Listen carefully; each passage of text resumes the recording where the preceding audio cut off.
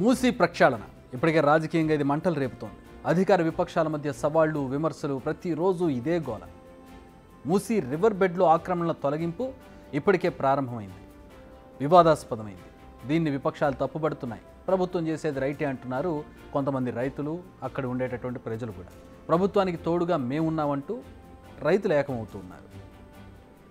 ఇది ఎక్కడ అనేది తెలుసుకునే ప్రయత్నం చేస్తూ ఉమ్మడి నల్గొండ అంటే భువనగిరి, తుంగతుర్తి, నకరేకల్, సూర్యాపేట, మిర్యాలగూడ మూసీ నది ఇలా ప్రవహిస్తూ ఉంటుంది. ఈ నియోజకవర్గాల మీదుగా వెళ్తున్నప్పుడు ఆ ప్రాంతంలో రైతులు ఉంటారు. అంటే సిటీలో వచ్చేటప్పటికి రైతులు ఎక్కువగా లేరు, కానీ నివాస స్థలాలు అయిపోయాయి. కానీ మూసీ సిటీ దాటి వెళ్ళేటప్పటికి అంతా కూడా రైతువారి, దాని కింద చాలా పొలాలు సాగవుతుంటాయి. ఇప్పుడు ఈ ప్రాంత రైతులంతా ప్రభుత్వానికి మద్దతుగా ఏకమయ్యారు.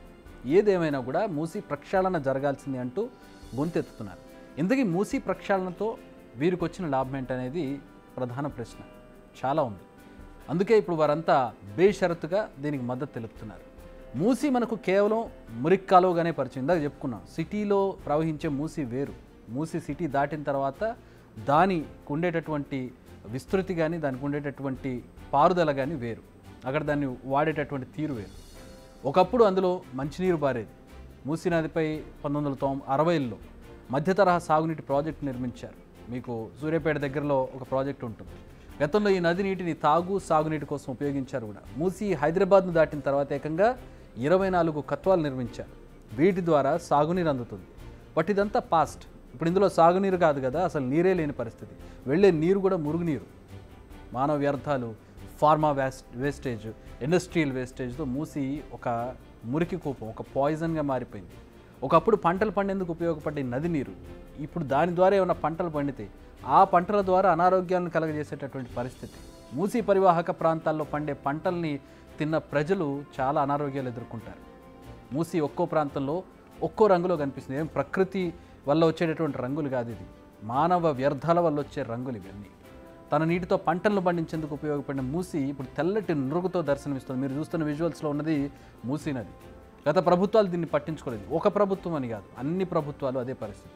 కొందరు ఆరంభశూరులుగా ప్రకటనలు చేసి ఆ తర్వాత ప్రాజెక్టులను ఆటకెక్కించేశారు. బట్ ఈసారి కాంగ్రెస్ ప్రభుత్వం మాత్రం పగడ్బందీగా ఉంది. ఎవరిని అడ్డంకులు సృష్టించినా తగ్గేదేలే అంటుంది. ఈ మూసీ పరివాహక ప్రాంతాల్లో నివసించేవారు, అంటే మూసీ ఒడ్డున సిటీలో మనం చూసినట్టే వాళ్ళందరూ కూడా మురుగునీటిలో ఉండేటటువంటి పరిస్థితి. వర్షం పడి ఎక్కువ వర్షం వచ్చి మూసీ పొంగిందంటే ఆ మురుగునీరు వాళ్ళ ఇళ్లలోకి వెళ్తుంది. ఇక ఆ తర్వాత జిల్లాల వారు నగరవాసులు వ్యర్థాలతో సహవాసం చేసేలా ఉండేటటువంటి పరిస్థితి. ఈ ప్రశ్నలన్నీ కూడా తెర మీదకు వస్తున్నాయి. అందుకే నల్లగొండ జిల్లా రైతులు ఏకమయ్యారు. మూసీని ప్రక్షాళన చేస్తామంటున్న కాంగ్రెస్ ప్రభుత్వానికి తమ మద్దతు తెలుపుతున్నారు. ఇంకోటి మాకు జరుగుతున్న నష్టాలు ఏంటంటే పంట దిగుబడి పోయింది.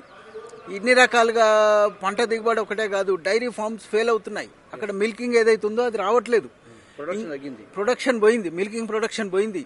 పౌల్ట్రీ తీసుకునేసరికి బర్డ్ ఏదైతే 45 days to 60 days లోపు ఎంతైతే గ్రోత్ రావాలనో అది రావట్లేదు. కూరగాయలు అన్ని పొల్యూటెడ్ అయిపోయినాయి. అవి తిన్న రోగాలు, మనిషి సకల రోగాలు పడుతున్నారు. అంతేకాదు మేము అక్కడ ఎయిర్ పొల్యూషన్ అయిపోయింది.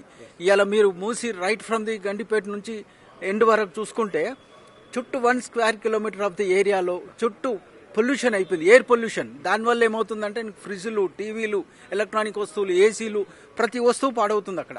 మీరు ఇక్కడ చుట్టుపక్కల మీరు వెళ్ళి ఎంక్వైరీ చేయండి, ప్రతి వస్తువు దెబ్బతింటుంది అక్కడ.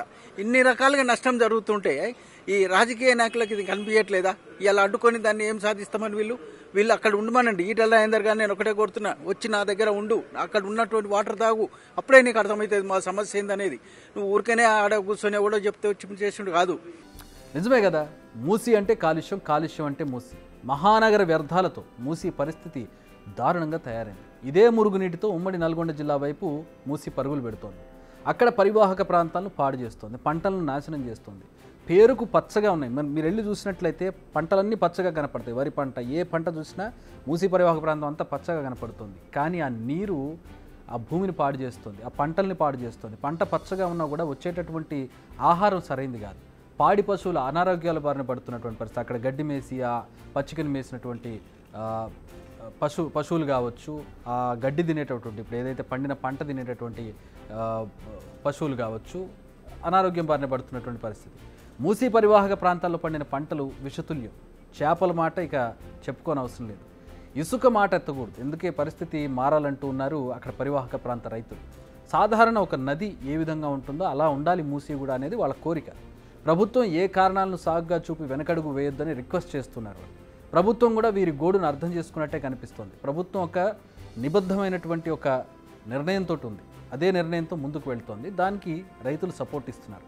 ఒకప్పుడు తాగడానికి పనికొచ్చిన నీరు ఇప్పుడు తాకడానికి కూడా పనికి రాకుండా పోయింది. ముట్టుకుంటే ఏ అలర్జీ వస్తుందనేటటువంటి భయం. ఇకపైనైనా దానిని శుద్ధి అయ్యే అవకాశాలు కనిపిస్తున్న ఈ తరుణంలో విపక్షాలు అడ్డుపడడం సరికాదన్నది కింద ఉన్నటువంటి నల్గొండ జిల్లా రైతుల వాదన, ఆవేదన. బిగ్ టీవీ అవుట్లుక్ కథనాలు నచ్చితే వెంటనే బిగ్ టీవీ ఛానల్ ను సబ్స్క్రైబ్ చేయండి.